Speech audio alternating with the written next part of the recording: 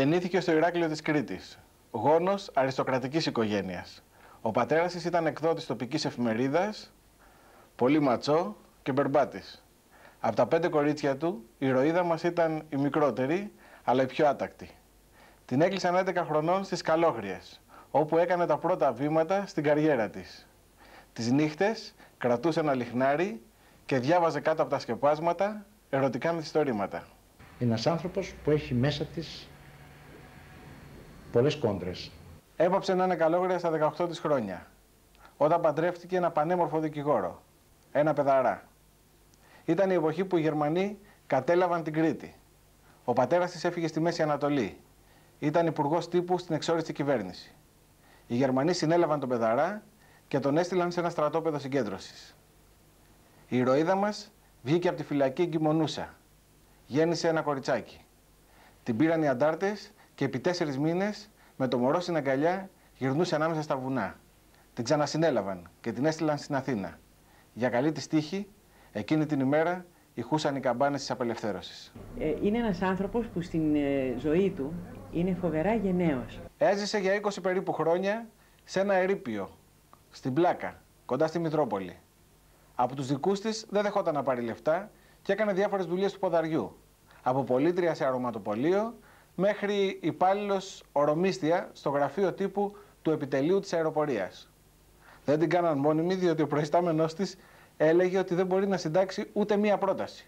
Παρ' όλα αυτά αυτή έγραφε διάφορα βιβλία στα κρυφά, τα οποία έγιναν best seller, με πρώτα απ' όλα ο Καζαντζάκης, ένας τραγικός που ξεσήκωσε εκείνη την εποχή πλήθος αντιδράσεων.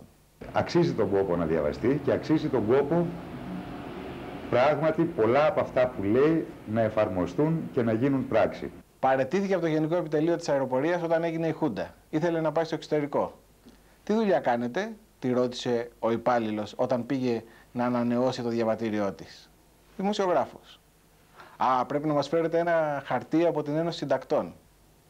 Πήγε στην Ένωση Συντακτών, αλλά πού χαρτί τέτοια εποχή. Ήθελε να φύγει στο εξωτερικό. «Τι δουλειά κάνετε? Τι επαγγέλλεστε?» ρώτησε ο υπάλληλος. «Πόρνη. Επάγγελμα, πόρνη». Πάνω απ' όλα ωραία γυναίκα. Εγώ ήμουν χρόνια ερωτευμένος μαζί της, αλλά δεν το ήξερε. Παντρεύτηκε άλλες 2 φορές. Είχε κάμποσους εραστές. Έγραψε για τον έρωτα. Για το μύθο του πετυχημένου γάμου. «Μου σερβίρετε ένα βασιλόπουλο, παρακαλώ?» Για το σκοταδισμό της θρησκείας. Αντιγνώση. Τα δεκανίκια του καπιταλισμού. Αλλά και για τους καταραμένους ποιητές. Τον Καριωτάκη και την Πολυδούρη. Έγραψε για τον Καζαντζάκη και λάτρεψε τον Γκάφκα και την πράγα του. Αυτοβιογραφήθηκε όσοι βαρύτησε. Τα γραπτά της πρέπει να αρέσουν πάρα πολύ ή να μην αρέσουν καθόλου, δεν έχει μέσο όρο. Έχει στο ενεργητικό της καμιά 30 βιβλία, τα περισσότερα νουβέλες, και συνεχίζει ακάθεκτη. Τρέχει από δίκη σε δίκη και υπερασπίζεται τον κάθε αδικημένο και αναρχικό. Η πένα της ανάβει φωτιές. Επιτίθεται στην απάνθρωπη εξουσία και στους αγράμματους πολιτικούς. Είναι μια αληθινή κυρία της αιώνιας επανάστασης. Ένας θηλυκός Τσεγκεβάρα.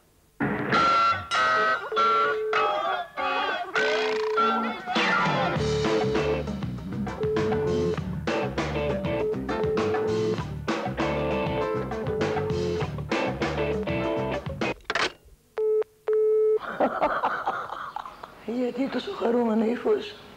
Τι σου συμβαίνει? Παιδί μου, δεν άκουσες ότι εάν βγάλουν τον μπάγκαλο από Υπουργό Εξωτερικών, προτιμάει το Υπουργείο Πολιτισμού? Μα τι ψώνιο είναι αυτό με τους Έλληνες? Τι ψώνιο? Όλοι διανοούμενοι θέλουν να γίνουν και δεν έχουν ιδέα από διανόηση. Δεν διανοούνται καν. Θες να πεις ότι βρίσκεις τον μπάγκαλο ιδανικό πολιτικό? Κοίταξε, ιδανικό δεν θα τον έλεγα, αλλά τουλάχιστον δεν πάσχει από το αίσθημα δουλείας που πάσχουν όλοι αυτοί οι πολιτικοί και της δεξιάς και του Πασόκ, ας πούμε. Το ας πούμε το θέτω ως εκδοχή ότι είναι πολιτική κι αυτή. Εννοώντας ότι τουλάχιστον έχει το θράσος να τους πετάει κατάμετρα μια κουβέντα πότε. Είναι θαραλέος, είναι ομός, είναι θρασής αν το θες, αλλά είναι ευχάριστο θρασής. Τον εγκρίνω δηλαδή. Αλλά από εκεί που θα μπορούσε να είναι η μπουλντόζα της δημοκρατικής παρατάξεως, να πούμε, από εκεί στο να βγει στο Υπουργείο Πολιτισμού, γιατί να μας βγει δηλαδή? Λίγους έχουμε περάσει, ρε Χριστό μου. Μα έχει σκεφτεί ποιοι έχουν περάσει από το Υπουργείο Πολιτισμού? Ποιοι αγράμματοι? Διότι κοίταξε, και ο Μικρούτσικος σήμερα δεν ενδιαφέρεται για τίποτα άλλο παρά μόνο για τη μουσική, για το πεδίο δράσεως το δικό του, το ατομικό του. Εάν του πεις ξέρεις τη Λίλη του Ζωγράφου, γιατί να την ξέρει τη Λίλη του Ζωγράφου? Γιατί να ξέρει το Σουρούνι? Γιατί να ξέρει τον ακόμα? Όχι, ας μην πούμε για τον Καζαντζάκη, τον ξέρουν αυτόν. Όλοι οι ηλίθιοι, όλοι οι αγράμματοι έχουν ακούσει πια γι' αυτόν. Δόξα ο Θεός. Όπως έχουν ακούσει και για τον Χριστό. Αλλά, εν πάση περιπτώσει, μα τόσο πολύ, δηλαδή, με έχουν συστήσει σε υπουργούς πολιτισμού και λένε, δηλαδή, δεν μου λένε πώς είστε, κυρία Ζωγράφου. Τι χαρά που σας γνωρίζω. Δεν καταλαβαίνει τι του λένε όταν του λένε οι συγγραφέας κυρία Ζωγράφου. Δεν το καταλαβαίνουν αυτό οι άνθρωποι. Διότι από τη μικροκομματική πολιτική μεταβιβάζονται στα μπουζούκια, αν θέλεις, τα οποία και εγώ τα αγαπάω πολύ, μεταβιβάζονται στο κουτσομπολιό ή στη δουλοπρέπεια, μεταφέρονται δηλαδή, αλλά πνευματικά δεν μπορούν να λειτουργήσουν. Δεν ξέρεις ότι ο ηλίθιος ο Κεφαλογιάννης είχε κάνει αυτό το περίφημο διάταγμα στο Ηρώδο του Αττικού, να μην επιτρέπεται στην πρώτη σειρά καθισμάτων που έχει και τα αρίσματα για τους επισήμους, να κάθεται κανείς πολίτης που δεν έχει αξίωμα από βουλευτής και άλλου? Λοιπόν, επάθανε το εξής φιάσκο. Γιατί βέβαια μερικές γυραιές κυρίες σαν και εμένα, που δεν μπορούμε να καθόμαστε 2 ώρες μετέωρες, εν πάση περιπτώσει, και κανείς δεν μας ρώτησε ποτέ ποιες είμαστε, διότι ήξερα και κάποιες άλλες πολύ επώνυμες κυρίες, μεγάλες κυρίες, που δεν βασανίζονται πολύ στο Ηρώδιο χωρίς έρισμα από πίσω. Και μας απειγόρευσαν να καθόμαστε. Και έγινε η κομμωδία να περάσουν 2 καλοκαιρία, εφέτο περνάει το 3ο, και δεν κάθεται ποτέ κανείς επίσημος σε όλο αυτό το διάζωμα το τεράστιο που είναι εκεί πέρα. Τι άλλο να σου πω δηλαδή? Δηλαδή δεν μπορούσαν να κάνουν εξαίρεση και να πούνε καθίστε κυρία Ζωγράφου εσείς μπροστά. Ξέρουνε ποια είμαι. Γιατί δεν μπορούσαν να την κάνουν αυτή την εξαίρεση? Ο Κακομοίρης ο Τρίτσης ερχόταν ολομόναχος και καθόταν σαν την καλανιά στον κάμπο. Ούτε ο Αμερικανός πρέσβης δεν κάθεται εκεί. Κάθεται στο από πάνω κάθισμα. Το ξέρεις αυτό?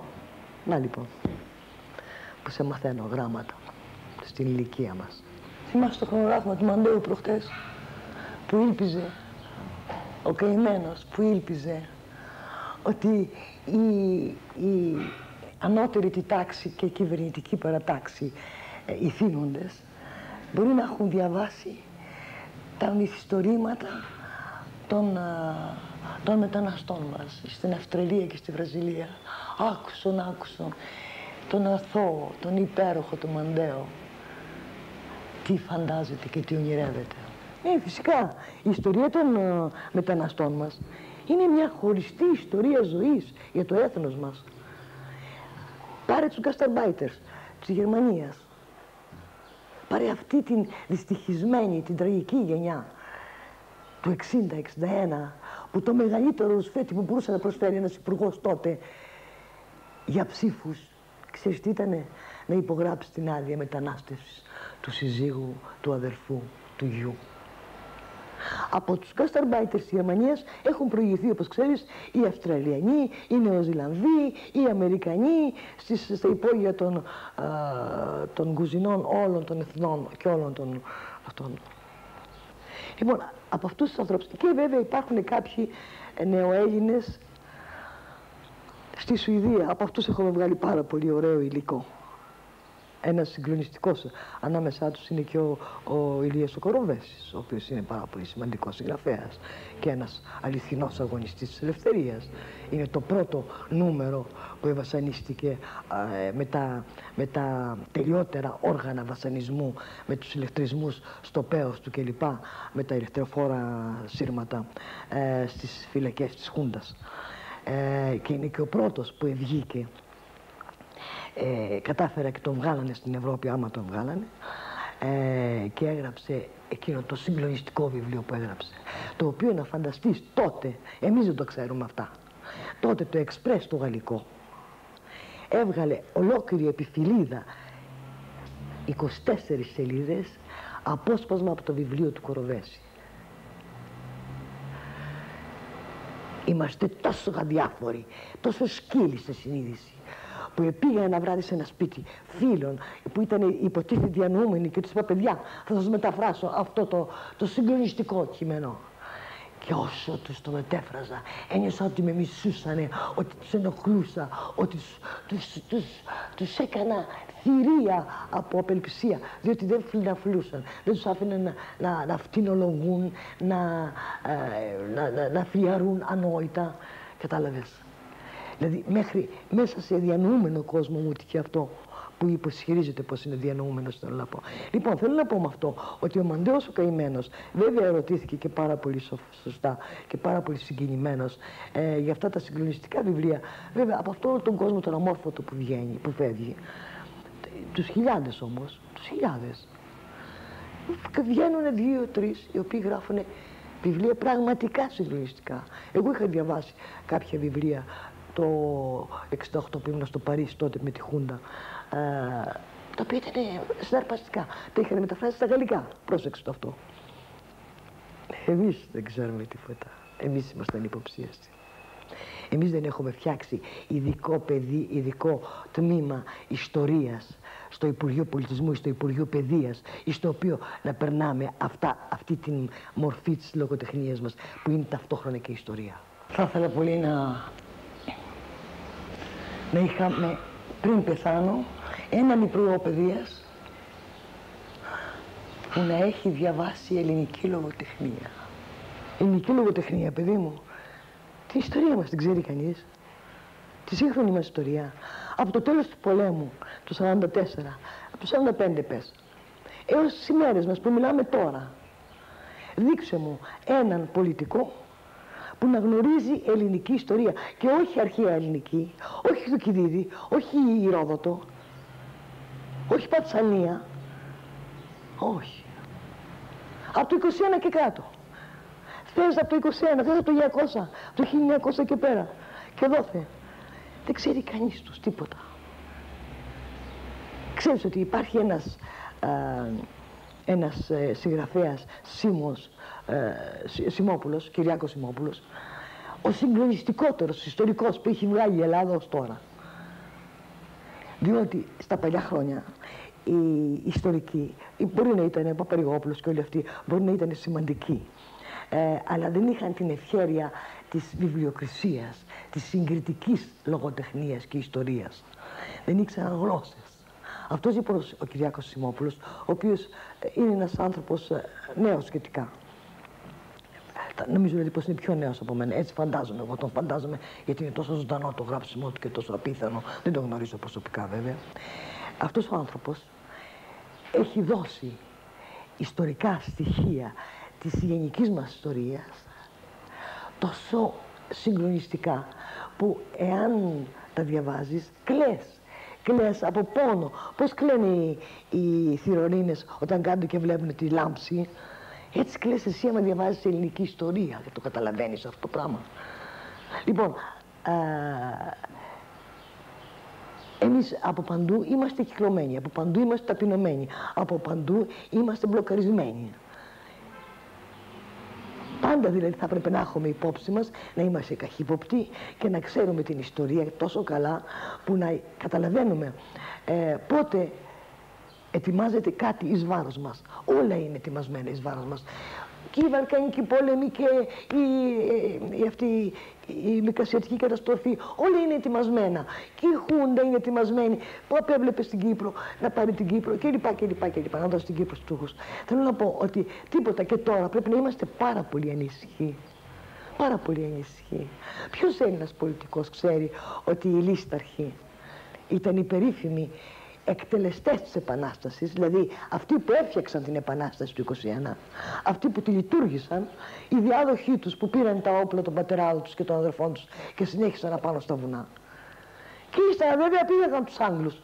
Και η κυβέρνηση έδωσε κόλλο. Με συγχωρείτε δηλαδή για την αυτή. Αλλά έδωσε το πάνε για να τους συγχωρήσουν οι Άγγλοι που τους απήγαγαν τον έναν Άγγλο δυο τους. Τους πήραν για θαρό οι λίστεροι τότε και τους κλείσανε στα βουνά και τους μακελέψανε, φαντάζομαι. Ελπίζω δηλαδή.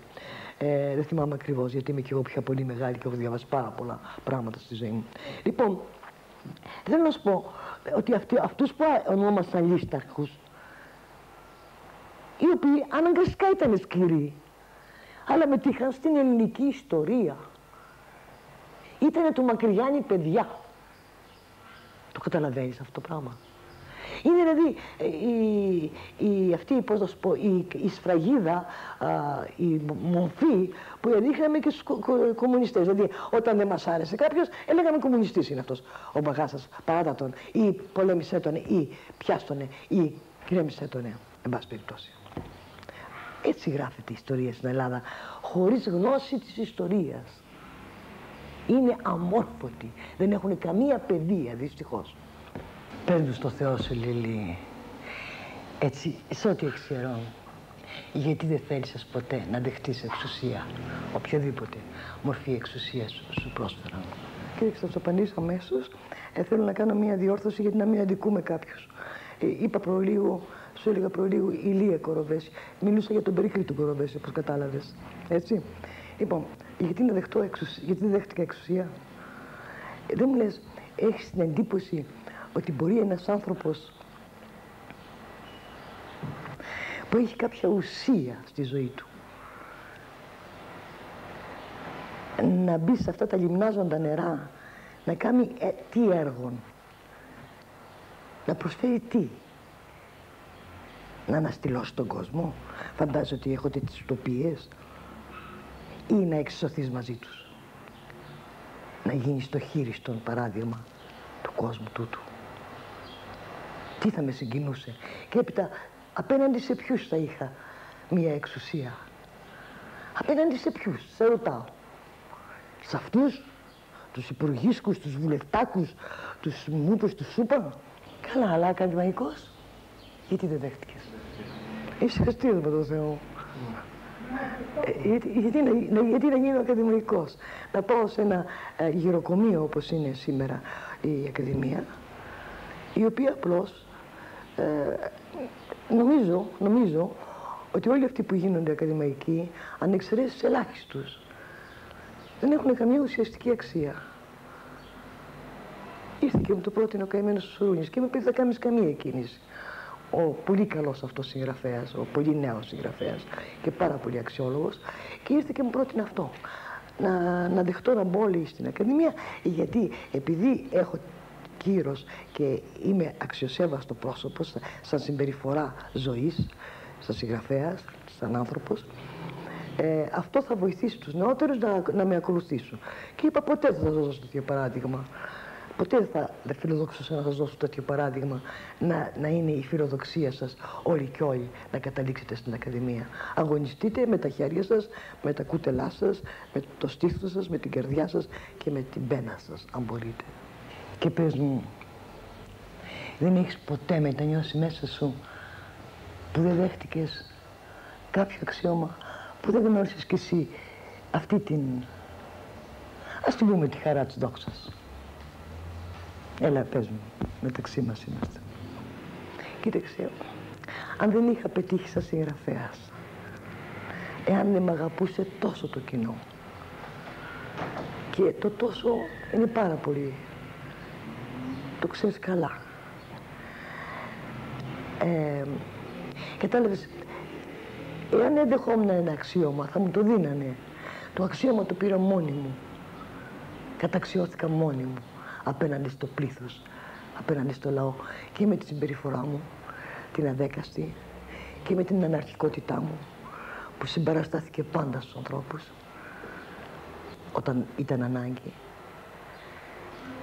και με τα βιβλία μου, τα γλυκά μου βιβλία, τα καλά μου βιβλία. Έλα τώρα, πρέπει να είσαι ευχαριστημένη. Δηλαδή, η πορεία σου μέσα στη ζωή, η πορεία μας με τόσες στερήσεις, τόση δυστυχία, τόση κακότητα των ανδρών, τόση εχθρότητα, τόσες αντιζηλίες. Δεν σε έκαμψε, δεν φοβάσαι τίποτα ρε θηρίο? Φοβάμαι και το ξέρεις. Φοβάμαι το θάνατο των πλησίων. Φοβάμαι το θάνατο των μακρινότερων. Είναι όλα πληγές. Πληγές περιμώνουν το σώμα μου σιγά σιγά και με αφήνουν φοβερά μόνη. Ο θάνατος του Χατζηδάκη ήταν για μένα τόσο μεγάλος. Το ότι απολέστηκε αυτή η μορφή από την ανθρώπινη ζωή. Ξέρεις τι λέω? Λέω ότι, σου το έχω ξαναπεί εσένα, ότι οι καλλιτέχνες θα πρέπει να έχουν δύο ζωές. Να έχουν αυτό το πρωτοαίμα, το προνόμιο. Τη μια για να ζουνε, να πλουτίζουνε, να αποκτούν εμπειρίες, και την άλλη για να γίνονται μάρτυρες. Να καταθέτουν μαρτυρίες ζωής, πείρας, αγάπης για τον κόσμο, πάθος για τη δουλειά τους. Και το θάνατο, τι θα τον κάνουμε αυτό, αφού ξέρεις. Είμαστε γενναίες εμείς, δεν έχουμε πλάνες. Ξέρουμε πάρα πολύ καλά ότι δεν υπήρξαμε κάποτε, ποτέ, ότι υπήρξαμε κάποια περίοδο της ζωής και ότι πάλι θα πάψουμε να υπάρχουμε. Ξέρεις τι έλεγε ο Επίκουρος? Ο θάνατος δεν είναι επώδυνος. Όταν ζεις δεν τον ξέρεις. Όταν πεθάνεις δεν ξέρεις ότι ζούσες. Πολύ σωστά.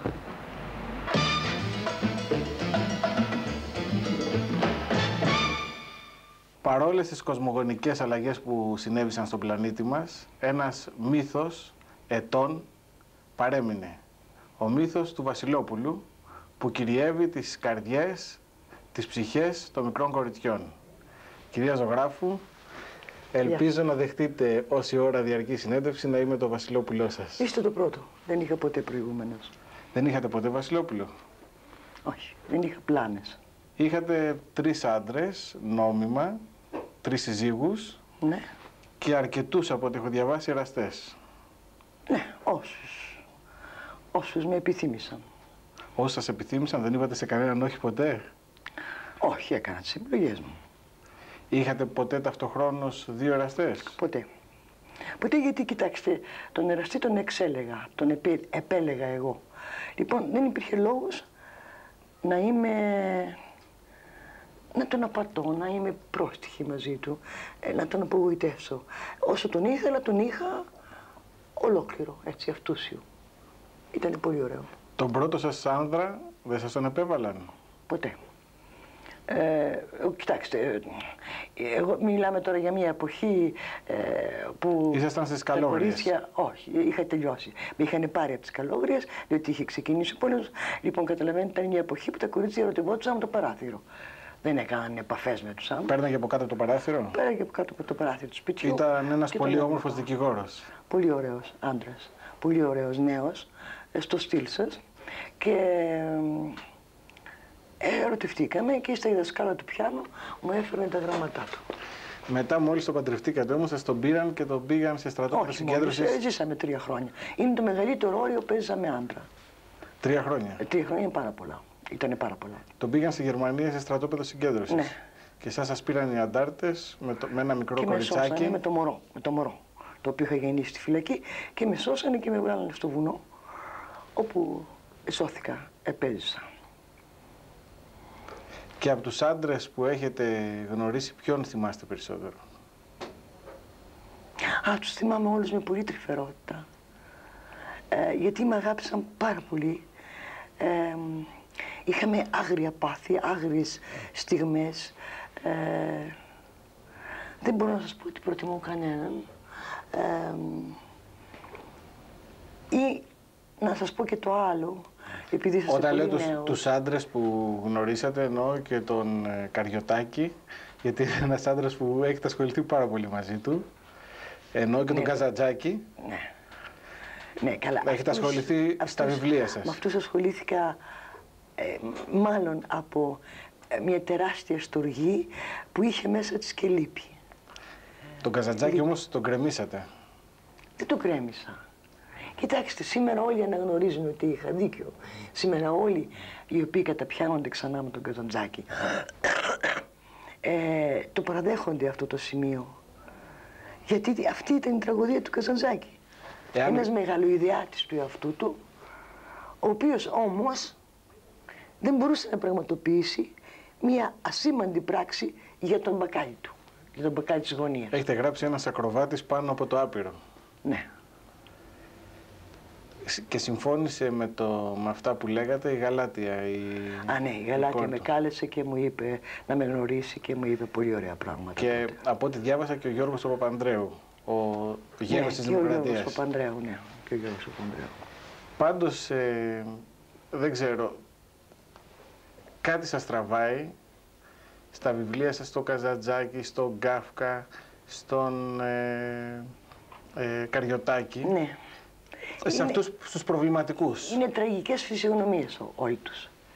Διότι είναι ευαισθητοποιημένοι πάρα πολύ λόγω του ταλέντου τους και ταυτόχρονα είναι δειλοί να υπάρξουν.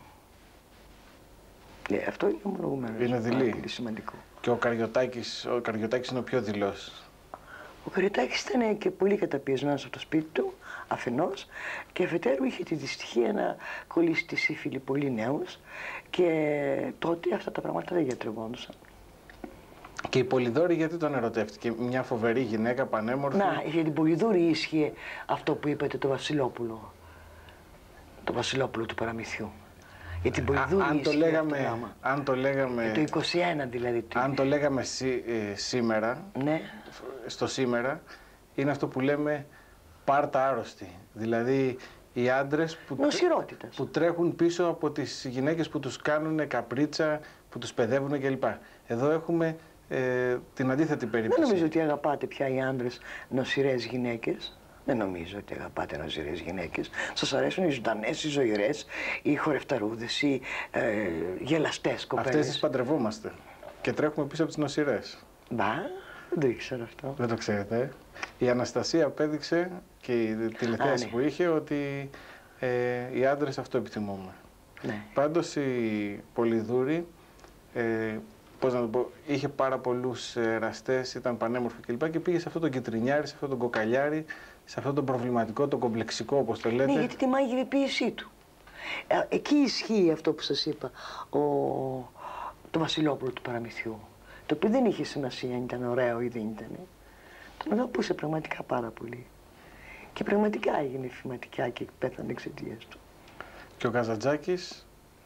Ο Καζαντζάκης, ο καημένος, αγαπούσε πάντα τη Γαλάτια. Ποτέ δεν αγάπησε την Ελένη ερωτικά. Ναι. Ερωτικά αγαπούσε τη Γαλάτια. Ήταν ο έρωτας που του ξύπνησε στη ζωή του. Παρά το ότι δεν την απόλαυσε ποτέ. Αυτό μου το δήλωσε η ίδια η Γαλάτια. Ποτέ. Βέβαια, ποτέ. Και γράφεται με ένα στυλ βιόφιλο. Δεν ξέρω αν πρέπει να χρησιμοποιώ αυτή τη λέξη, αν είναι σωστή. Βιόφιλος. Από το νεκρόφιλος, βιόφιλος, το αντίθετο. Ναι. Ότι του στυλ καλύτερα νέος και υγιής παρά φτωχός και άρρωστος. Καλύτερα πλούσιος και υγιής παρά φτωχός και άρρωστος. Δηλαδή αντιμετωπίζετε τον Καζαντζάκη με αυτό το στυλ, ότι επειδή ο ίδιος έτρωγε όσπρια, έτρωγε, πώς το λένε, υπέφερε στη ζωή του και επειδή δεν γνώρισε τον πλούτο και τη χαρά κλπ. Βάζει τους ήρωές του να υποφέρουν και θέλει να υποφέρει όλος ο κόσμος. Το μόνο που βάζει τους ήρωές του να υποφέρουν, ο Καζαντζάκης δεν μιλούσε τόσο συγκεκριμένα. Δεν ήταν δηλαδή ο αριστερός συγγραφέας που εμφανίστηκε με τα κομμουνιστικά γεγονότα στον κόσμο, που μιλούσε για την αθλιότητα της ζωής. Ο Καζαντζάκης το μόνο που επέβαλε στους ήρωές του ήταν να μην έχουν σεξουαλική επαφή με τις γυναίκες. Το μόνο, όλους. Κανένα δεν άφησε ποτέ να πηδήξει. Ναι, αλλά αυτό όχι γιατί το επέβαλε η θρησκεία, αλλά γιατί οι ίδιοι ήθελαν να το κάνουν αυτό. Όχι. Απλώς έδινε ορισμένες μεταφυσικές εξηγήσεις σε αυτά που του συνέβαιναν για να παρηγοριέται ότι είχε μια αποστολή πολύ μεγάλη. Νόμιζε δηλαδή ότι το ότι δεν παρασύρθηκε ποτέ να πηδήξει γυναίκα, να ευχαριστηθεί μια γυναίκα, να την απολαύσει, αυτό τον καταδίκαζε στο να είναι αφοσιωμένος στο γράψιμό του, στη μεγάλη του αποστολή, αυτό. Γράψατε αυτό το βιβλίο το 1959. Ναι. Και γράψατε στον πρόλογο ότι αν γίνει ένας σεισμός και ραγίσει ένας τείχος, θέλω να το ρίξω. Ναι. Και αυτό το τείχο, το Καζαντζάκη, το γκρεμίσατε. Όχι, Δηλαδή... θέλω να τον ρίξω τον τοίχο για να δω από μέσα. Δεν εννοούσα ότι θέλω να ρίξω τον Καζαντζάκη. Με συγχωρείτε, κάνω ένα διαχωρισμό. Δηλαδή, είχα ανάγκη να κοιτάξω από μέσα. Δηλαδή, όταν σας λέει μια γυναίκα ότι είσαι 30 χρόνια με έναν άντρα και μιλούσαν στον πληθυντικό, σκέφτεστε ότι μια συμβίωση. Τα πήρατε στο κρανίο. Ναι, βέβαια. Μια συμβίωση έχει τόσα κοινά, καθημερινά, ασήμαντα, ευτελή πράγματα. Αυτά όλα πώς ανταλλάσσονται στο πληθυντικό. Έχω δυσκολιότητα, έχετε δυσκολιότητα, αγαπητέ Νίκο, με το φαντάζεστε αυτό. Φοβερά. Τι σας είπε η γυναίκα του? Μου είπε αυτό, ότι μιλούσαμε με τον Νίκο. Γιατί? Δεν τη Γιατί ήταν ρώτησα. δυσκύλια. Δεν τόλμησα. Δεν τόλμησα, ήμουν πολύ νέα. Γράψατε όμως εκείνη την εποχή και το είπατε ότι δούλευε ο Καζαντζάκης με τα υλικά του φασισμού. Με τον υπεράνθρωπο. Α, ναι. Και το συνδύασε αυτό με τον χριστιανισμό. Με όλα αυτά τα πράγματα που εμπνεύσανε και τον... Και σας πήρε, λέει, ο διορθωτής το βιβλίο και το έδωσε στην εκδότρια και λέει δεν επιτρέπω να βγει τέτοιο βιβλίο. Ήταν ναι, κομμουνιστής. διότι, κοιτάξτε, ο διορθωτής ήταν ένας γνωστός άντρας της Αθήνας, ο Παπαϊωάννου, ο Κώστας ο Παπαϊωάννου, ο οποίος ήταν φοβερός κομμουνιστής, είχε πάει εξορίες ο άνθρωπος κλπ. Λοιπόν, θεωρείται ο καλύτερος διορθωτής και γι' αυτό μου τον έδωσαν. Διότι εγώ δεν είχα πεποίθηση στα καλά μου ελληνικά. Και επειδή είχα μεγαλώσει σε γαλλικό σχολείο. Λοιπόν, όταν έφτασε σε αυτό το σημείο, δηλαδή οι κομμουνιστές είχαν κάνει το λάθος και τον είχαν βγάλει δικό τους. Όλοι εκμεταλλεύτηκαν. Και εσάς σας εκμεταλλεύτηκαν οι κομμουνιστές μέχρι τελευταία δρανίδος. Καθόλου δεν εκμεταλλεύτηκαν. Εγώ θυμάμαι στις εκλογές η Λιλή Ζωγράφου, η οποία ήταν το αντίθετο από την ηθική του κομμουνιστή. Από τη μια σελίδα στο ριζοσπάστη ήταν ο Γιάννης Ρίτσος και την άλλη Λιλή Ζωγράφου ψηφίστε ΚΚΕ. Ναι, γιατί πρέπει να ψηφίσουμε ΚΚΕ. Αυτό σαφώς, οπωσδήποτε. Αλλά δεν μου επέτρεψαν ποτέ να περάσω τα τείχη του κόμματος. Ποτέ. Αφού είχατε άσωτη ζωή. Άσωτη ζωή. Καλά, είχα ερωτευτεί και έναν κομμουνιστή γνωστότατο διανοούμενο, ωραίο άνθρωπο, πάρα πολύ ωραίο άνθρωπο, παντρεμένο τότε, και είχαμε ένα έρωτα τρελό και οι δυο μας, και τον κάλεσε το κόμμα και του έκανε παρατηρήσεις. Είναι γνωστός ο έρωτας. Καλά, πήγαινε καθαρά και τον έπαιρνα από το ριζοσπάστη. Ναι. Όχι, τότε λεγόταν Αυγήθαρο. Ναι, δεν θυμάμαι πώς λεγόταν τότε. Ναι, τότε που έγραφα τον Καζαντζάκη. Μετά όμως δηλώσατε στη συνέχεια ότι είστε αναρχικοί. Έχετε υποστηρίξει όλους τους αναρχικούς. Κοιτάξτε, έχω υποστηρίξει όλους τους αναρχικούς. Φυσικό είναι όταν τα νέα παιδιά βρίσκονται μια στιγμή κάτω από τις ιαγώνες της δικαιοσύνης, αυτές τις φοβερές ιαγώνες, η οποία βγάζει τώρα, να δείτε το αυτό, βγάζει να πούμε τους εμπόρους ναρκωτικών, τους απαλλάσσει και μια στιγμή παίρνει ένα παιδί 23 χρόνων και του λέει ότι είσαι αναρχικός και του καταδικάζει. Ξέρετε τι θα πει να είσαι 21 χρόνια και να κάνεις 5 με 10 χρόνια φυλακή? Αυτό είναι τραγικό, είναι τρομακτικό. Και βέβαια τους υπερασπίζομαι. Και βέβαια αμήνομαι για αυτούς. Και είστε σίγουροι όταν πάτε σε ένα δικαστήριο ότι κάποιος έχει δίκιο, ότι δεν πέταξε, ας πούμε, τη Μολότοφ που πήγατε στον Παλί? Δεν πειράζει να την πέταξε. Και εγώ έχω πετάξει. Κοιτάξτε, είμαι σίγουρη για την ομορφιά της νιώτης του, για την ακεραιότητα της επαναστατικότητάς του. Διότι ποιος νέος δεν έχει δίκιο σήμερα σε αυτή την κοινωνία που ζούμε να είναι επαναστάτης, να είναι αγανακτισμένος, να είναι θυμωμένος με τα καθεστώτα μας? Αυτό θέλετε. Ένας νέος που είναι πεσημιστής, που έχει επηρεαστεί από τον Καριωτάκη. Καλά, αυτόν τον αφήνω ήσυχο, δεν με ενδιαφέρει. Σας στεναχωρεί? Το θεωρώ ηττημένο. Σας στεναχωρεί? Ναι, δηλαδή η αγανάκτηση πρέπει να υπάρχει μέσα στη νιώτη. Μόνο έτσι η νιώτη προχωρεί. Η Λιλή είναι πολλές γυναίκες σε μια οικονομική συσκευασία. Και τι γυναίκες? Καλά, συγγραφέας, ποιήτρια, δημοσιογράφος, αγωνίστρια,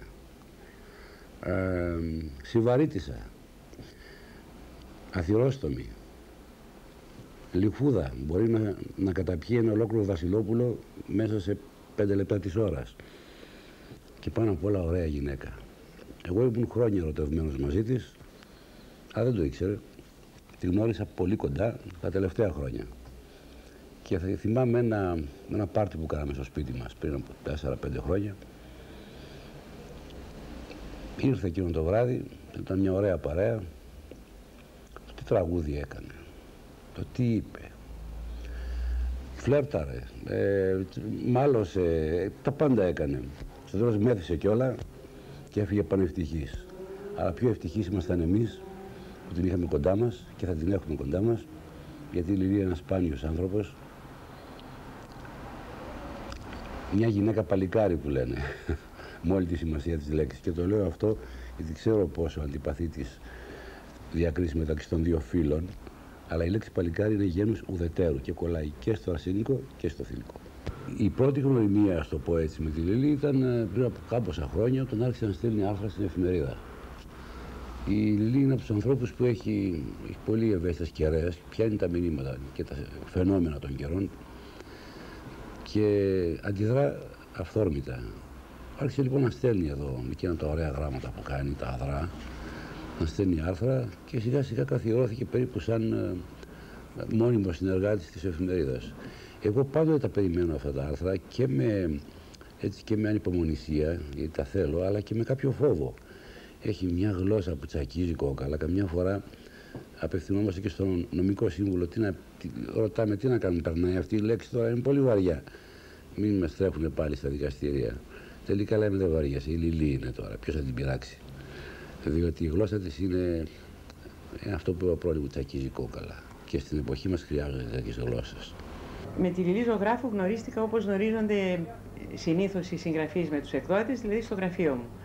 Από την πρώτη στιγμή με εντυπωσίασε η προσωπικότητά της και μετά σκέφτηκα ότι είχα δίκιο που εντυπωσιάστηκα, γιατί ένας άνθρωπος μου έκανε εντύπωση, δηλαδή έμοιαζε ένας άνθρωπος με πολύ θάρρος και όπως αποδείχθηκε πολύ γενναία στην ιδιωτική της ζωή και αυτή η γενναιότητα βγαίνει ως παρησία στα γραφτά της. Η παρησία την έχει και όταν μιλάει βέβαια, γιατί μια φορά θυμούμαι ότι μέσα στο γραφείο μου έγινε μια σκηνή απείρου κάλους μεταξύ της κυρίας Ζωγράφου και μιας άλλης γυναίκας συγγραφέα.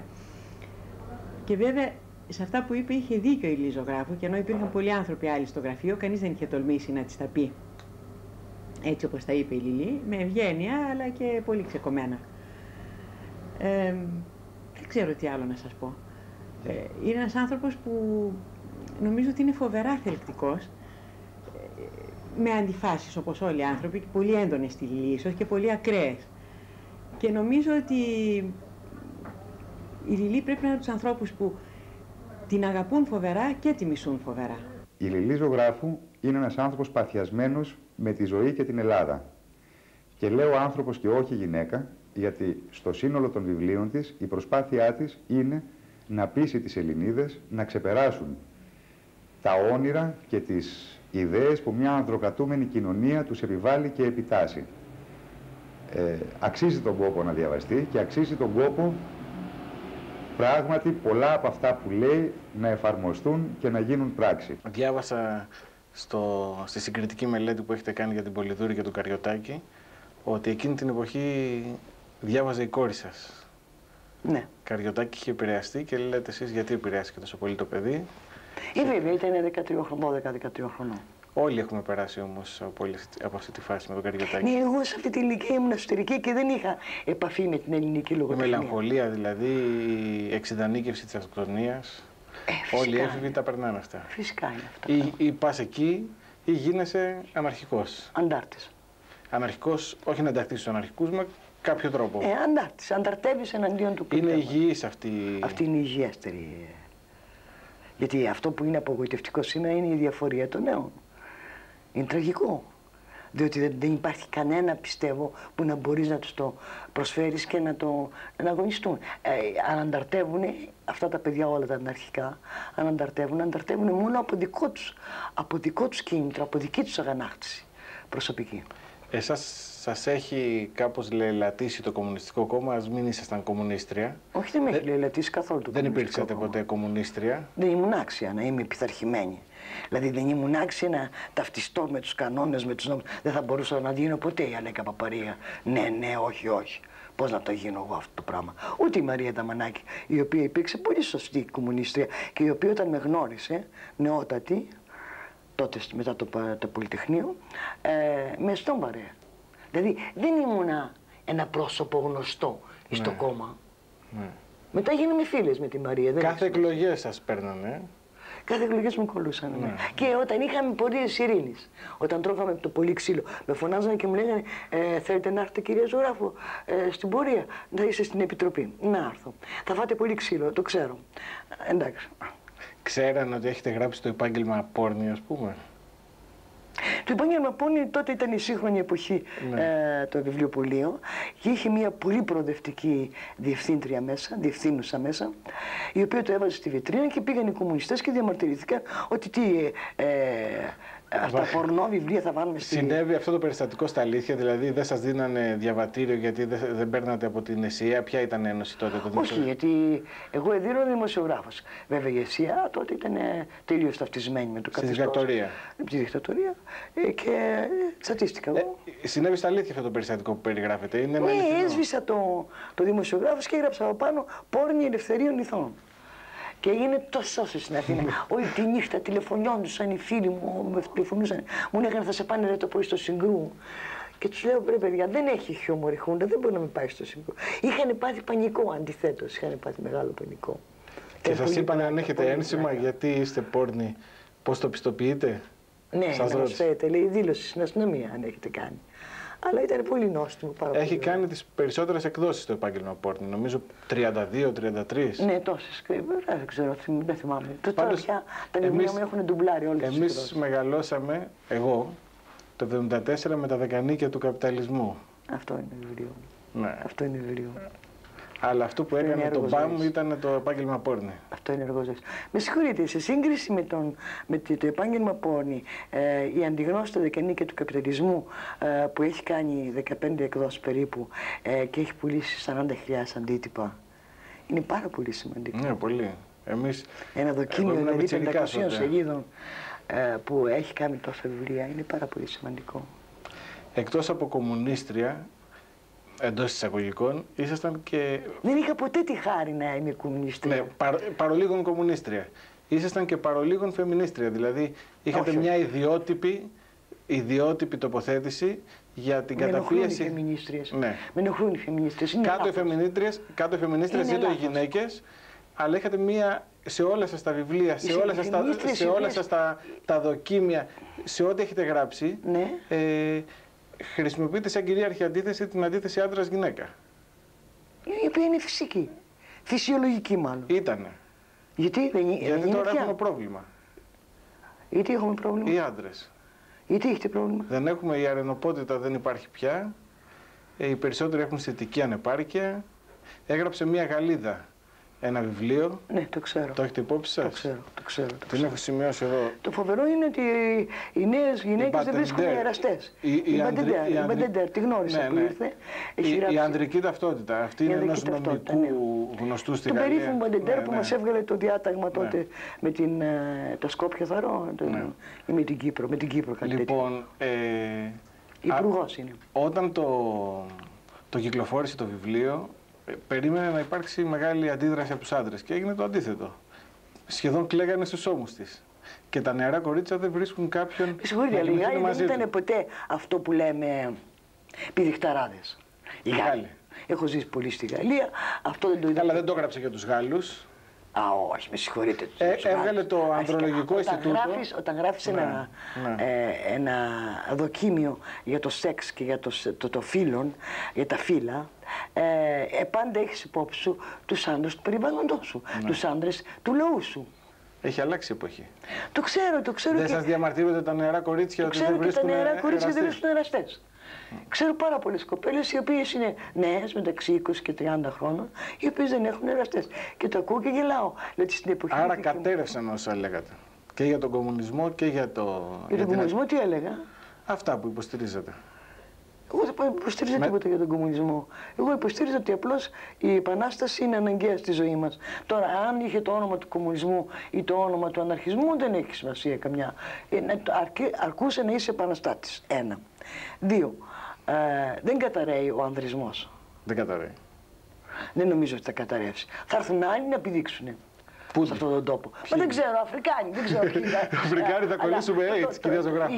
Η γυναίκα δεν θα πάψει ποτέ να θέλει το αρσενικό. Κοιτάξτε, δηλαδή με αυτό που λέτε τόσο απογοητευτικά αυτή τη στιγμή. Όχι, δεν το λέω απογοητευτικά. Λέω ότι έχουν ανατραπεί αυτά που λέγατε τις προηγούμενες δεκαετίες. Σαν να μου λέτε ότι θα σταματήσει η διαιώνιση. Μα το φαντάζεστε αυτό που λέτε. Καταλαβαίνετε. Θα έρθουν Αφρικάνοι. Δεν ξέρω αν θα έρθουν Αφρικάνοι, Νεοζηλανδοί, Αυστραλέζοι, δεν ξέρω ποιοι θα έρθουν, αλλά πάντως... Όχι, παραμένουμε σύμφωνα με τις δημοσκοπήσεις οι καλύτεροι εραστές στον κόσμο, μόνο που και εμείς έχουμε προβλήματα τελευταία. Το ξέρω, το λέτε εσείς τα προβλήματα αυτά. Έχω την πεποίθηση ότι το AIDS εφόβησε πάρα πολύ, δημιούργησε μια πτώση, τρομακτική πτώση στο αρσενικό φύλλο. Τώρα να πιστέψω ότι ο άντρας, ο Έλληνας, θα χάσει την ομορφιά του σαν αρσενικό και σαν εραστής, μου είναι απίστευτο, μου είναι δύσκολο. Δεν ξέρω, δεν θέλω να το πιστέψω καν.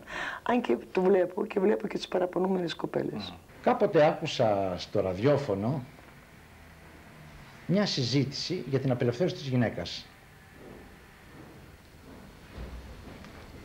Σε μια στιγμή μέσα στις πολλές φωνές που άκουγα, που συζητούσαν, μου φάνηκε ότι αναγνώρισα τη φωνή της Λιλής. Τότε σταμάτησα και προσπάθησα να ακούσω τις θέσεις της. Η Λιλή πάλι ήταν μια έκπληξη. Ενώ όλοι συμφωνούσαν και ήταν υπέρ της γυναικείας απελευθέρωσης, η Λιλή Ζωγράφου τους κορόιδεψε όταν ήρθε η σειρά της να μιλήσει, λέγοντάς τους ότι φάγατε κι εσείς την πλόφα που σας πετάξανε στα μούτρα. Όλη αυτή η ιστορία είναι μια κατασκευασμένη, ωραία κατασκευασμένη ιστορία για να βοηθήσει τα μαμόθρευτα και να κάνει τις κοπέλες τις μικρές εκπαιδεύτριες στο σεξ. Αυτό ήταν το μοναδικό τους κέρδος. Τον πραγματικό έρωτα τον χάσανε. Γιατί μη έχοντας δυσκολία οι νεαροί δεν ερωτευόντουσαν πια. Εκείνο το οποίο μου έκανε εντύπωση, εν πάση περιπτώσει, είναι ότι όταν πολύ σύντομα μετά από την βελτίωση των σωματικών της ενοχλημάτων της επρότεινα μια βόλτα με τη μοτοσικλέτα, αυτό είναι κάτι το οποίο μια συνήθεια παλιά από την Αμερική, όταν ήμουνα, με έκανε καβαλώντας τη μοτοσικλέτα να ξεχνάω τις δυσκολίες, τις στεναχώριες. Φαντάστηκα ότι κάπως έτσι θα αντιδρούσε και η Λιλή. Της είπα λοιπόν να έρθει και με εξάφνιασμα είδα ότι δίχως καμία δυσκολία βρέθηκε κατευθείαν πάνω στη μοτοσικλέτα μου, παρόλο ότι είναι δύσκολο, η μηχανή την οποία έχω είναι αρκετά ψηλή, την καβάλισε χωρίς καμία δυσκολία και πήγαμε μια βόλτα στην αρχή στο Λυκαβητό. Εν συνεχεία πήγαμε στην Πεντέλη και η τελευταία βόλτα που κάναμε μαζί ήταν στο Καπανδρίτη, καμιά 33 χιλιόμετρα από εδώ, και οι ταχύτητες βέβαια την οποία αναπτύξα κατά τη διάρκεια της διαδρομής δεν ήταν και ευκαταφρόνητες. Η Λιλή αντέδρασε σε όλα αυτά με τρόπο αντίδρασης που βλέπει κανείς σε νέους ηλικίας 15 με 20 ετών. Αυτές είναι οι δυνατότητες τις οποίες μπορεί να δώσει ένα δυνατό μυαλό στους τρόπους της σωματικής αντίδρασης σε επιβαρύνσεις ποικίλες. Με δύο λόγια θα ήθελα να πω ότι εκτός από την αγάπη μου, η Λιλή Ζωγράφου έχει τον θαυμασμό μου για τις δυνατότητες προσαρμογής τις οποίες έχει σε ποικίλες σωματικές και πνευματικές και συναισθηματικές ακόμα επιβαρύνσεις. Το τελευταίο αφορά τον χαμό των δύο αδελφών της από σωματικές παθήσεις οι οποίες έφεραν το θάνατο σχετικά σύντομα, χωρίς να δοθεί ο καιρός προσαρμογής στην επικείμενη απώλεια. Η Λιλή Ζωγράφου με κατέπληξε και σε αυτό το τομέα.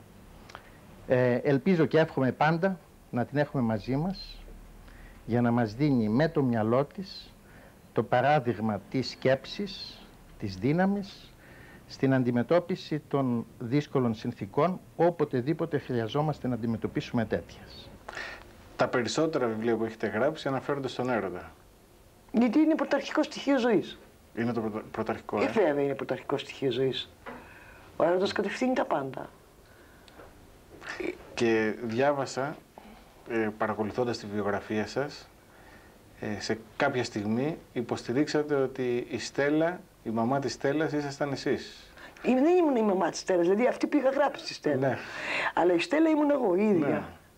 Άλλωστε αυτό φαίνεται ότι ο Καμπανέλης δεν μπόρεσε ποτέ να δημιουργήσει ένα. Δουλεύατε μαζί στην αεροπορία με τον Καμπανέλη. Ναι, στη διεύθυνση τύπου της αεροπορίας. Ναι. Ένα άλλο τέτοιο τύπο. Και τα είχατε με ένα στρατιωτικό. Τα είχατε με ένα στρατιωτικό. Ποτέ δεν τα είχαμε στρατιωτικό, μην με θίγετε. Τι ήταν αυτός? Σας παρακαλώ. Τι ήταν αυτός? Μουσικός το πιστόλι. Μουσικός ήταν. Που σας περίμενα απ' έξω με το πιστόλι. Στην μπάντα ήταν. Στην πάντα του στρατού. Ναι. Άρα δεν ήταν στρατιωτικός, ήταν μουσικός. Ναι, καλά, μουσικός. Ναι, και το πιστόλι τι το είχε? Σας περίμενα, άμα λέει βγαίνατε έξω από την υπηρεσία με κάποιον άλλον, είχε το πιστόλι. Ναι. Εντάξει. Γιατί το είχε το πιστόλι? Να με σκοτώσει. Άρα ήταν στρατιωτικός. Τι με ζήλευε. Κοιτάξτε, στην εποχή εκείνη άμα ήσουν δεξιός, δηλαδή μιλάμε για 45-50, για 47-51. Όταν εκείνη την εποχή ήσουν δεξιός, είχες το δικαίωμα να περπατάς με πολυβόλο. Ο κομμουνιστής ήταν ο εχθρός, τον οποίο έπρεπε όλοι να κυνηγάνε τότε. Εσείς δεν τα φαντάζεστε αυτά τα πράγματα που ζήσαμε εμείς τότε.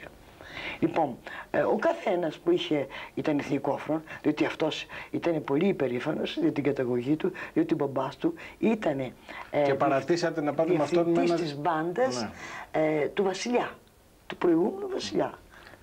Παρατήσατε ένα διανοούμενο για να το φτιάξετε με τον άντρα μου, τον πρώτο. Ναι. Ξέρετε τι άντρας ήταν όμως? Για τον άλλο είναι ένα τέλειο αρσενικό, για το μουσικό. Το ωραιότερο αρσενικό που γνώρισα στη ζωή μου. Και τότε φορούσαν οι άντρες κοντά πανταλόνια και είχαν υπέροχα πόδια, άμα είχαν ωραία πόδια. Και τον είδα απέναντι και είπα αυτόν τον θέλω. Και τον ήθελα. Και ό,τι θέλατε το παίρνατε? Ναι. Σας έχει αντισταθεί ποτέ κανένας? κανένας? Δεν παραδέχεστε του Ράιχ την ενεργό δύναμη που κυματίζει ανάμεσα στους ανθρώπους και διαχέεται ανάμεσα στους ανθρώπους, που είναι η επιθυμία που προσπέμπεται και προσλαμβάνεται. Και φυσικά υπάρχει αυτό το πράγμα. Αυτό διαβάζεται μέσα στην έκφραση. Δεν σας αντιστάθηκε ποτέ κανείς? Δεν σας λέω πως ήμουν η Μεσσαλίνα τώρα. Ήσασταν πολύ φοβερή γυναίκα. Ήμουν τολμηρή για την εποχή. Να σας πω τι ήμουν. Δηλαδή στην εποχή μου, πρώτον είχα τον δεζαβαντάζ ότι ήμουν ζωντοχύρα διαρκώς. Μονίμως ζωντοχύρα. Μονίμως. Και το γεγονός αυτό έδινε στους άνδρες μεγαλύτερη ελευθερία να με προσεγγίσουν. Και αφετέρου, είχα το θάρρος της επιθυμίας. Το είχα το θάρρος της επιθυμίας. Δεν ξέρω γιατί. Και σήμερα που βλέπω τον εαυτό μου στο παρελθόν, αναρωτιέμαι πώς μπορούσα να έχω τόσο τόλμη. Σε μια εποχή που δεν ήταν τολμηρή. Δεν ήταν δηλαδή η εποχή που τα κοριτσάκια μπορούν να γδυθούν πάρα πολύ ωραία, είναι ονειρόδι, να βγάλουν το σουτιέν τους και να καθίσουν στην αμμουδιά, ακόμη και το μπικίνι τους. Δεν ήταν αυτή η εποχή. Δεν το επέτρεπε. Δεν είχε προετοιμάσει η εποχή τον χαρακτήρα μου αυτόν. Όμως είχα αυτή την πρόθεση. Και γράψατε ότι η απιστία είναι ένδειξη ελευθερίας. Δεν έχω γράψει τέτοιο πράγμα. Το έχω σημειώσει. Από πού το έχω γράψει εγώ αυτό το πράγμα? Γιατί εγώ ποτέ δεν έγραψα ότι η απιστία είναι ένδειξη ελευθερίας. Θα το βρω. Όχι η απιστία. Η εγκατάλειψη ενός άντρα είναι ένδειξη. Έχω την αίσθηση ότι η απιστία είναι μια υπεράσπιση της ελευθερίας μας. Ναι, ακούστε, εννοώ το εξής. Το να μην μένεις μονίμως σε έναν άντρα. Αυτό εννοώ εγώ. Δεν μπορείς να μένεις μονίμως. Το πιστεύετε εσείς? Όχι. Ότι μπορείτε να μένετε Έχω διαβάσει το Βασιλόπουλο του Παραβυθιού. Το Βασιλόπουλο μου σερβίτε ένα Βασιλόπουλο, αυτό. Ναι. Παρακαλώ. Ναι, μου σερβίτε ένα Βασιλόπουλο, παρακαλώ. Κοιτάξτε, αυτό είναι βέβαια ειρωνικό, ακριβώς είναι αντιφεμινιστικό, αντί. Ακριβώς γι' αυτό το λόγο. Δηλαδή, εγώ δεν πιστεύω ότι ίσως αυτό το συναίσθημα να μου το δημιούργησε ο πατέρας μου, ο οποίος ήταν ένας φοβερός, άπιστος γυναικάς, πάρα πολύ ωραίος γυναικάς. Έφερε μια φορά, λέει, στο σπίτι... Τη μισθή του. Ναι, και είχα γεννηθεί κι εγώ, που ήμουν το πέμπτο παιδί. Μέθησε και αρβωνιάστηκε κάποια... Όχι, δεν μέθησε. Πώς Ήταν την απλώς αρβωνιάστηκε? Κοιτάξτε, τότε οι άντρες πήγαιναν πολύ στα μπορντέλα. Ναι. Πάρα πολύ συνηθιζότανε. Μιλάμε τώρα για 25, 26, 27, 30. Πήγαιναν πάρα πολύ. Ήταν, να πούμε, το κλαμπ τους. Των πολύ καλών. Οι πολύ αριστοκράτες. Ναι, δεν ξέρω τι γινόταν στην υπόλοιπη Ελλάδα. Αυτό εγώ ήξερα που γινόταν στην Κρήτη. Λοιπόν, οι πλούσιοι, οι κύριοι με τις ωραίες, τα μελών καπέλα. Και ήρθε μια μέρα μια όμορφη κοπέλα και είπε... μια μέρα την πόρτα μας, μια κοπέλα, και είπε, ήρθα να δω τον αραβωνιστικό μου. Και είπε στη μαμά μου, είστε η αδερφούλα του, η Χίρα. Και τα πήρε η μαμά σας? Τι τα πήρε η μαμά μου? Στο κράνιο. Τα πήρε βέβαια, ναι. Εμένα μου άρεσε πάρα πολύ. Ήτανε... Σας άρεσε αυτή τη στιγμή? Κοιτάξτε, τώρα αυτά δεν τα θυμάμαι τόσο συγκεκριμένα όσο τα γράφω. Τα ξανάφτιαξα βέβαια. Βέβαια, κοιτάξτε, ήταν πράγματα που αναπλάθονταν συνέχεια μες στο σπίτι. Γιατί η μαμά ήταν κακιά και σκληρή και του είχε άχτη πολύ μεγάλο του πατέρα μου. Και μοιραία τα ανέπλαθε αυτά τα πράγματα και τα συζητούσε. Και μας τα ξαναδιηγότανε Πράγμα που έκανε σιγά σιγά τον πατέρα μου να μας γίνει συμπαθής. Δηλαδή να τον αγαπήσουμε πιο πολύ από τη μαμά. Η άλλη μαμά που ήρθε ο γιος από τη Γερμανία και του είπε πού είναι η Γερμανίδα? Καλά, αυτό είναι αυτό που το άκουσα πράγματι από την τηλεόραση και το βρήκα καταπληκτικό. 17 χρόνια, λέει, δούλευε αυτός, ήρθε με αυτοκίνητα, με λεφτά. Καλά, αυτός ήταν ένας χωριάτης, αγράμματος, αμόρφωτος, και πράγματι αυτό το άκουσα όλο από την αφήγηση, από την τηλεόραση. Και το έχετε γράψει νομίζω σε 2 βιβλία αυτό. Όχι, ένα βιβλίο. Η γυναίκα σου η Ελίτσα είναι αυτή. Νομίζω και κάπου αλλού το έχετε αναφέρει. Όχι. Και το άκουσα από την τηλεόραση, το διηγείται ένας που είχε μπορντέλο στην Ομόνια. Και του λέει, μάνα, εντάξει όλα αυτά, πού είναι η Γερμανίδα? Πού είναι η Γερμανίδα? Και έψαχνε σε ένα βιβλίο, σε ένα γραφείο συνοικιασίων να βρει Γερμανίδα. Γιατί ήταν τίτλος τιμής. Να φέρεις Γερμανίδα. Υπήρχαν κάποια χρόνια που ήταν τίτλος τιμής να φέρνει. Διότι ξέρετε ότι οι Έλληνες πάσχουν από ξενομανία, δουλοπρέπεια. Η δουλοπρέπεια είναι φοβερή. Και έστω κι αν αυτή ανήκει στη ΡΑΦ. Παρντών.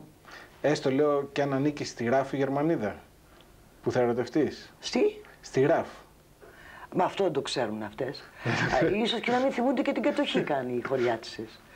Δεν έχουν ιστορική μνήμη οι χωριάτισσες, έχουν μόνο προσωπική μνήμη. Οι αμόρφωτοι άνθρωποι.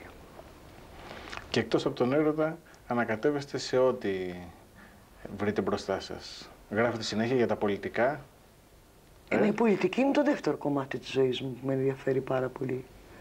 Μα μπορεί να με ενδιαφέρει η πολιτική ζωή του τόπου μας και να είσαι και Έλληνας. Δηλαδή να έχεις το πάθος αυτό για αυτή τη χώρα που υπήρξε τόσο ωραία, τόσο μεγάλη, τόσο γενεσιουργή. Γέννησε τα πάντα η Ελλάδα. Λοιπόν, αυτή τη χώρα την αγαπάς αυτόματα και σήμερα παρακολουθείς τον κατακαιρματισμό της με αντίστοιχο σπαραγμό. Ήσασταν αντικαραμαλικοί, αντιπαπανδρεϊκοί, γενικώς δεν τα έχετε με κανέναν πολύ καλά. Κοιτάξτε, και γράφετε και με μια γλώσσα. Πολύ σκληρή, Τι πιστεύετε για τον Παπανδρέου? Με 2 λόγια. Για τον Ανδρέα Παπανδρέου. Ότι είναι ο πιο μεγάλος φαρσέρ του κόσμου. Φάρσα κάνει. Ο Μητσοτάκης. Επικίνδυνος νονός. Ο Έβερτ. Ο Έβερτ θα ήθελε πολύ να μοιάζει στον Καραμαλή, αλλά ξεχνάει ότι το κύρος του Καραμαλή μας το φόρεσαν με χειροπέδες την εποχή του. Μόνο που ήταν τόσο ωραίος που λιποθυμούσες. Ο Καραμαλής. Και τι άλλο? Ωραίος. Ωραίος. Με χειροπέδες. Με τις χειροπέδες. Ωραίος με τις χειροπέδες. Εμείς είμαστε με χειροπέδες. Αυτός ήταν ωραίος. Που φέρνει τις χειροπέδες για να μας συνδέσει. Και μάλιστα τότε ήταν ο πρώτος πρωθυπουργός που βγήκε μετά το θάνατο του Παπάγου. Δηλαδή πήγε τον Παπάγο στον τάφο. Τον είχαν τον Παπάγο πεθαμένο, τον είχαν σε μια πολυθρόνα καθισμένο, αυτό τα ξέρετε βέβαια ιστορικά. Ναι. Και μπαινοβγαίνουν ώστε να βρούνε ποιον θα βάλανε πρωθυπουργό. Αφού λοιπόν τον κάμανε πρωθυπουργό, έγινε η κηδεία του. Βγήκε λοιπόν όλη η Αθήνα να δει τον καινούριο πρωθυπουργό. Και στεκόμουν και εγώ στην οδό μου, καθόμουν άλλωστε εκεί στα περίχωρα, στις παρυφές της πλάκας, με μια φίλη μου και με τον εραστή μου. Ο εραστής μου ήταν το ίδιο μπόι με μένα, ναι. Και κούκλος, προφανώς. Δεν ξέρω, μ' άρεσε τότε. Ναι. Τότε ήταν πολύ ωραίος και πολύ εξολάτρευτος. Λοιπόν, όπως ανέβαινε η πορεία από την Ερμού, εγώ είπα, έγινα έτσι. Ξέρετε, ο Καραμαλής έφερε τον εαυτό του τόσο πολύ. Ήξερε τόσο πολύ ότι είναι ένας επιβλητικός άντρας. Ένας πολύ ωραίος άντρας. Διότι ήταν και εγκόμενος, εν πάση περιπτώσει. Ακόμα και από τον Κούρκουλο και από τον Μπάρκουλη, από όλους. Καλέ, τίποτα δεν είναι Ναι, πιο ωραίο. ναι. Ναι, λοιπόν, Ο Σαμαράς. ο Σαμαράς. Ο Σαμαράς έχει το κόμπλεξ, το σύνδρομο του, το ειδιπόδιο, αλλά για τη γιαγιά του. Για την Πινελόπη Δέλτα. Για την Πινελόπη Δέλτα. Ναι. Ο Πάγκαλος. Ο Πάγκαλος ουέδι ούτε σκάνδαλον έρχεται. Ο Βενιζέλος. Αχ, είναι τόσο ευτυχισμένος και ευχαριστημένος από τον εαυτό του και την ιδιοφυΐα του, που είναι ενοχλητικός. Ο Λαλιώτης. Ένας μικρός βουλάκας. Ναι. Ναι. Κακό, πολύ κακό αυτό. Ο Ανδριανόπουλος. Ο Ανδριανόπουλος σας την έφερε, κύριε. Τι μου κάνει. Κατάφερε πάλι να βρει ένα βήμα, αυτό εδώ, από το οποίο υπερασπίστηκε τα σφάλματα, τις ενοχές, τις κατηγορίες της Νέας Δημοκρατίας. Εσείς δεν μου τη φέρατε. Εγώ γιατί? Εγώ δεν υπερασπίστηκα κανένα κόμμα. Τι υπερασπιστήκατε. Τον εαυτό μου, την ελευθερία μου, τον ερωτισμό μου, την ανάγκη μου για σεβασμό. Ο Σιμίτης. Στην πολιτεία. Ο Σιμίτης, εάν ή χλιαρός, εμέσωσε. Η Δήμητρα Λιάννη. Μαρία με τα κίτρινα, ποιον αγαπάς καλύτερα. Σας ευχαριστώ, κυρία Ζωγράφου. Ευχαριστώ.